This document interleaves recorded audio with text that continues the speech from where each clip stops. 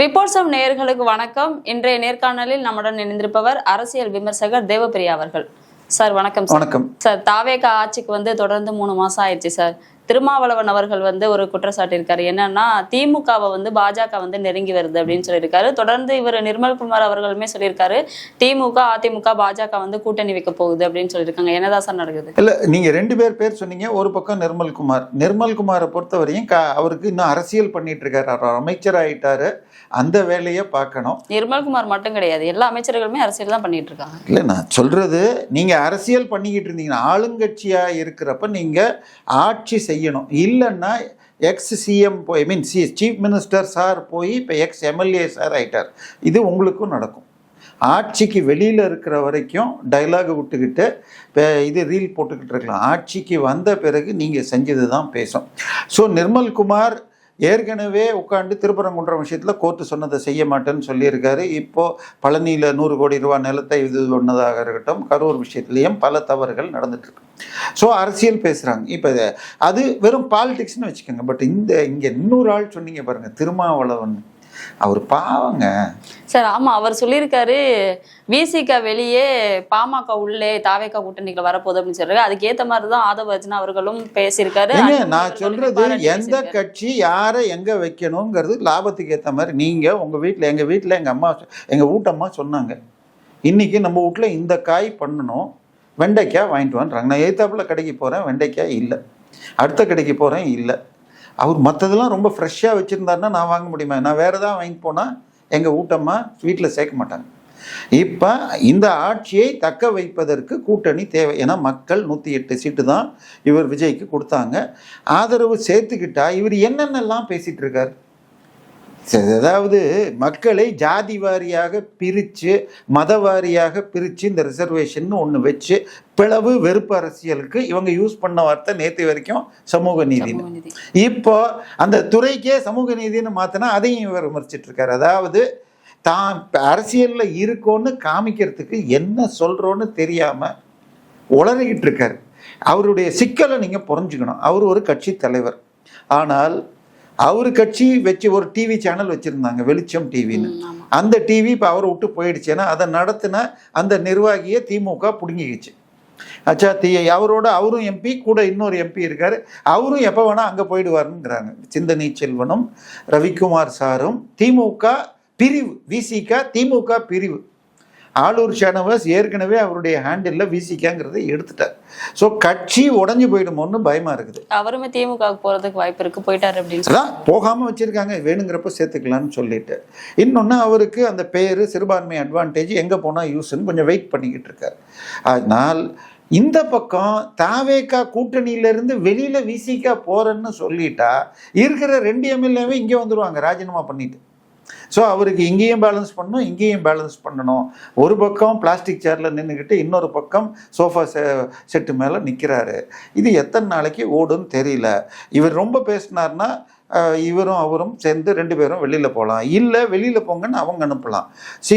விசிக இந்த முறை விஜய் ஜெயிச்சதுக்கு 3 முக்கியமான பிரிவுகள் ஓட்டு போட்டாங்கன்னு சொல்கிறாங்க. ஒன்று, பட்டியல் மைனாரிட்டிஸ் 2 கிறிஸ்தவர்களில் 80%, முஸ்லீம்களில் 60% போட்டாங்க. அதே மாதிரி பட்டியல் ஜாதியினர், பெண்கள், இளைஞர்கள்ங்கிறாங்க.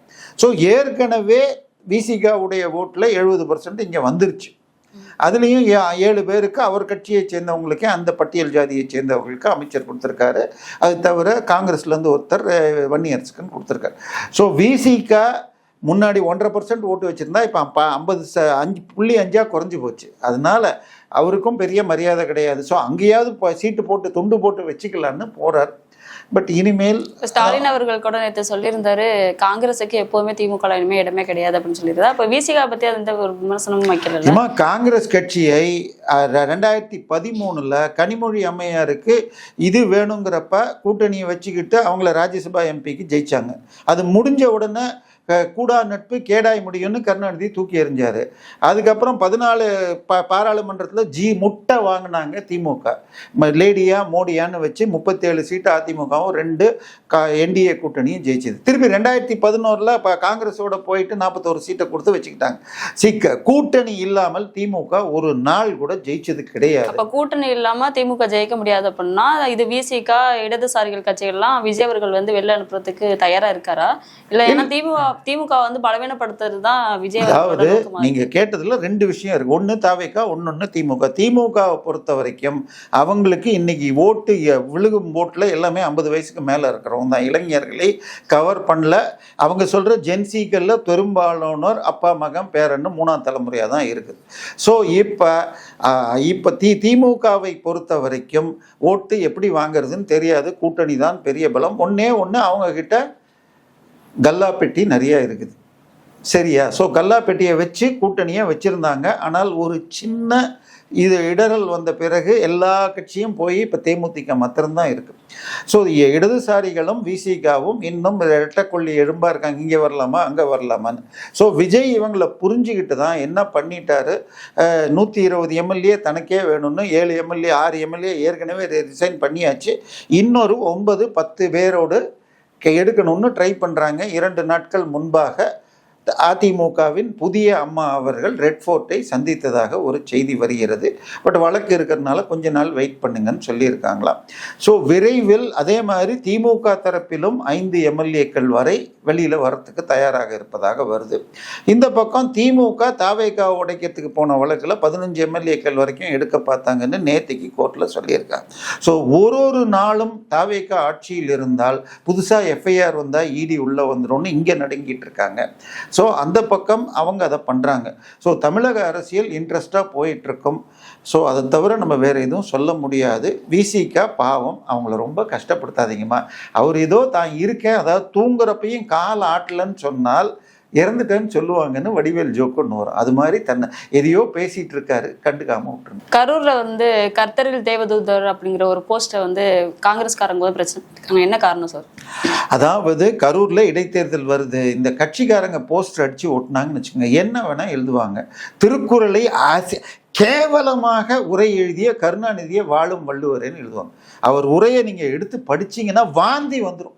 திருவள்ளுவரை அவரை விட யாரும் கேவலமே படுத்த முடியாது. குறளோவியம்னு ஒரு புக் தொடரை குங்குமத்தில் எழுதுனா அதில் போடுறதெல்லாம் உடை இல்லாத இல்லை குறைந்த உடையோடு கவர்ச்சியான படங்களை போட்டு இப்போ பண்ணார்.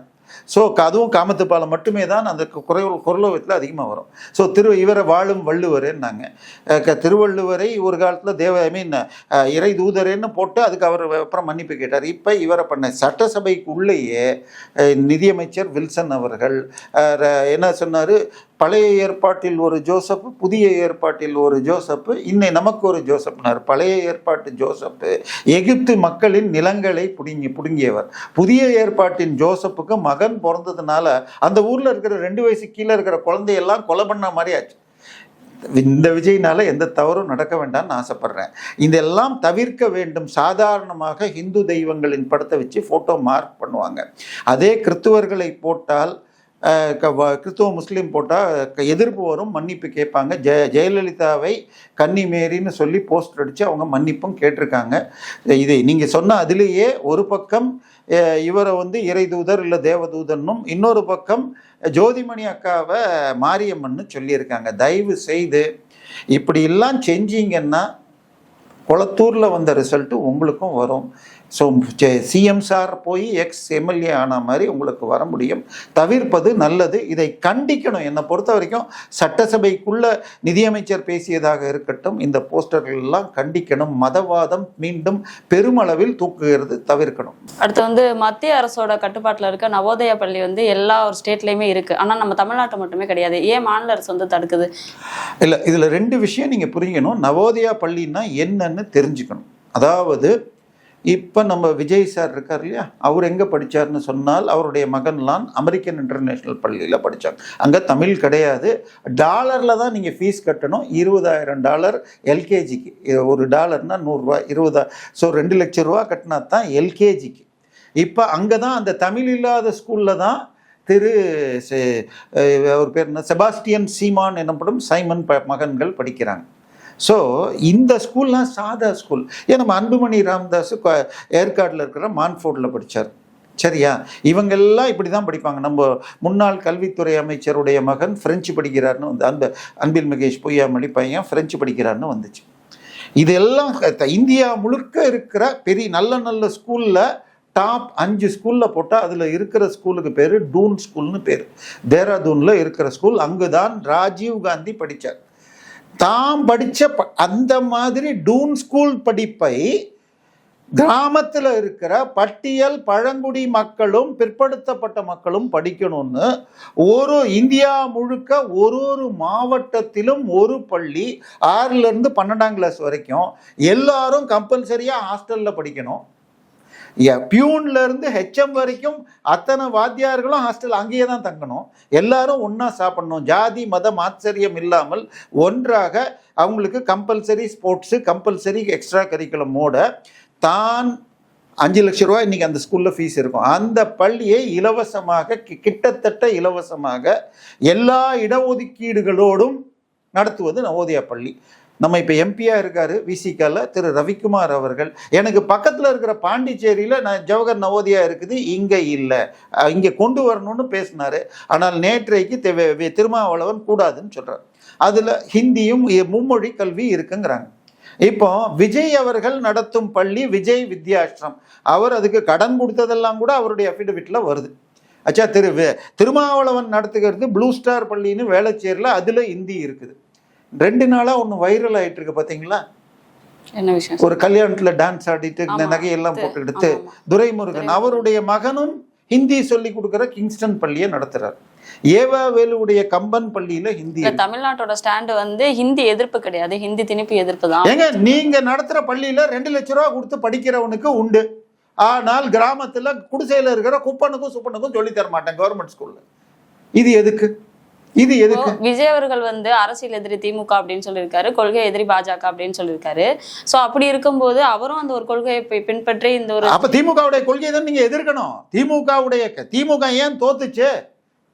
நடத்துறது ஹிந்தி பள்ளி, ஆனா ஏழை மாணவனுக்கு படிக்க கூடாதுன்னா நான் காசு சம்பாதிப்பேன் ஹிந்தி சொல்லி கொடுத்து. இப்போ ஸ்டாலினுடைய மகள் நடத்துகிற செந்தாமரையில் நடத்துகிற சன்ஷைன் பள்ளியில் அது இதுவாக இருக்கட்டும், மடிப்பாக்கமாக இருக்கட்டும், குரோம்பேட்டாக இருக்கட்டும், பெருங்கலத்தூர் 3 ஸ்கூல்லையும் ஹிந்தி இருக்குது. நீங்கள் நடத்துகிற ஸ்கூலில் ஹிந்தி உண்டு. தமிழ்நாட்டில் ஸ்கூல் படிக்கிற பசங்க 1ஆவதுலேருந்து 12ஆவது ரஃப்லி 1,20,000 பேர், 1,20 லட்சம் பேர். அதில் 70 லட்சம் பேர் தனியார் பள்ளி, 50 லட்சம் பேர் தான் அரசு பள்ளி. ஏங்க, இன்னைக்கு நான் அரசு பள்ளியில் கவுண்டம்பாளையம் கவர்மெண்ட் ஸ்கூலில் நான் 4ஆவது வரைக்கும், 5ஆவது திருப்பூரும் அதே மாதிரி ஒரு ஸ்கூலில் படித்தேன். அதுக்கப்புறம் அரசு உதவி பெறும் பள்ளியில் படித்தேன். இன்னைக்கு என் மகளையோ எனக்கு அடுத்த தலைமுறையோ நம்ம கவர்மெண்ட் ஸ்கூலில் சேர்க்குறேன்னு சொன்னால் என் சொந்தக்காரன்லாம் என்னை ஒரு மாதிரி பார்ப்பான், இவனுக்கு மர கலந்துச்சான். அந்த நிலைக்கு கொண்டு போனது திராவிட கட்சிகள். இப்போ சிபிஎஸ்இ பள்ளின்னா நல்லா இருக்கு. இந்த பாஜக எதிர்ப்பா இருந்தா கூட இப்போ இத நவோதயா பள்ளியை வந்து கொண்டு வந்தது வந்து காங்கிரஸ் கட்சி தான். முழுக்க முழுக்க ராஜீவ் காந்தியுடைய கனவு திட்டம். நான் படித்த அந்த டூன்ஸ் கல்வி, அதுல 75% ரிசர்வேஷன், கிராமப்புற பட்டியல் பழங்குடி, மிச்சம் 25% சென்ட்ரல் கவர்மெண்ட்ல டிரான்ஸ்ஃபர் ஆகி போறவங்களுக்கு அவங்களுக்கு மாசம் 600 ரூபா ஃபீஸ் ஹாஸ்டலோட சேர்த்து. மற்றவங்களுக்கு இன்னும் குறைவு. எல்லா ரிசர்வேஷனும் உண்டு. பெண்களுக்கு 33%, பட்டியல் பழங்குடி எல்லாத்துலேயும் ரிசர்வேஷன். ஸோ இதில் ஒன்று மும்மொழிங்கிறாங்க. அதில் ஒரு பள்ளிக்கூடத்துக்கு ஊருக்கு வெளியில் ஒரு 30 ஏக்கர் இடம் கொடுக்கணும். கொடுத்தா 100 கோடி ரூபா பில்டிங் கட்டுறாங்க. Building, basketball ground, tennis ground, மற்ற விளையாட்டுகள் எல்லாம் கட்டி அத்தனையும் அவங்க கொடுக்குறாங்க. இப்போ ஒரு பள்ளிக்கு 100 கோடின்னா 38 ஒரு டிஸ்ட்ரிக்ட்டுக்கு 1 தான், 2 செக்ஷன் தான், அதிகமாக கிடையாது. ஒரு மாடல் இது மாதிரி வந்துச்சுன்னா இந்த மாதிரி எனக்கு அங்கே இருக்கிற கல்வி வேணும்னு கேட்கணும். அப்படிங்கிறதுக்காக ஒரு டிஸ்ட்ரிக்ட்டுக்கு 1, 80 பேர் தான் ஒரு வருஷம் 1, 6ஆவதுல 80 பேர், 7ஆவதுல 80 பேர், இவ்வளோ தான் இதனால ஹிந்தி வந்துட போகுதா? இன்னைக்கு 1,20,00,000 மாணவர்களில் படிக்கிற மாணவர்களில் 70 லட்சம் பேர் தனியாரில், அதில் பாதிக்கு மேலே ஹிந்தி படிக்கிற, ஹிந்தி, ஃப்ரெஞ்சு, ஜெர்மன்னு படிக்கிறாங்க. அதனால ஈவன் தமிழ்நாடு பள்ளி, சென்னை அரசு பள்ளியில் ஃப்ரெஞ்சு கற்றுக் கொடுக்கறதுக்கு போய் கையெழுத்து போட்டாங்க. உருது பள்ளினே போர்டு வச்சுருக்காங்க. ஒசூர் பக்கத்தில் இருந்தால் தெலுங்கு சொல்லித்தரதுக்கு இருக்குது. ஸோ 3வது மொழி படித்தால் நல்லதுன்னு உயர்நீதிமன்றம் சொல்லியிருக்கு. அதே நேரத்தில் சிபிஎஸ்சியில் 9வது 10வதுல 3வது மொழி இருக்குது, அது 6ல் கொண்டு வரணும்னு இருக்காங்க. அது அவங்களுடைய கருத்து. நானே கஷ்டப்பட்டிருக்கேன்னு ஜஸ்டிஸ் நாகரத்னமா சொல்லியிருக்காங்க, வரவேற்கிறேன். ஆனால் பட்டியல் பழங்குடி ஏழை மக்களுக்கு கல்வி மறுப்பது திராவிட பாசிசம், இப்ப தமிழக வெற்றி பாசிசமா? இதை உடனடியாக நிலம் கொடுத்து ராஜீவ்காந்தியின் கனவு திட்டத்தை கொண்டு வரணும்னு காங்கிரஸ் பேசலன்னா இவனுங்கெல்லாம் சோறு உப்பு போட்டு சோறு தின்றவங்க கிடையாது. இந்த திட்டத்தை மிக விரைவாக கொண்டு வரணும். இது முழுக்க 100க்கு 75 சீட்டு கிராமப்புற ஊர்ப்புற பட்டியல் ஜாதி பழங்குடி மக்களுக்கு தான். ஸோ இதை எதிர்ப்பதுங்கிறது திராவிட பாசிசம், பண்ணையாரியம், உயர்ஜாதி பண்ணையாரியம். இதை இவர் ஃபாலோ பண்ண போறாரா? பிறப்புக்கும் எல்லா உயிருக்கும்னா இந்த விஜய் வித்தியாசத்தில் நடக்கிற கல்வி அவங்களுக்கும் போறதை நீங்க ஏன் தடுக்கிறீங்க? இது முழுக்க பாசிசம். பல்வேறு கருத்துக்களை பகிர்ந்தமைக்கு நன்றி.